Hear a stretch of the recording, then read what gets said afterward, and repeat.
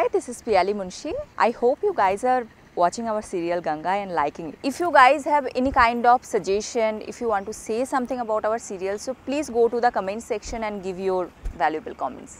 Hey, Nambudri! உன் சிஷ்யனை கொன்னாலும் உனக்கு இன்னும் புத்தி வரல? என் சாபத்தை மீற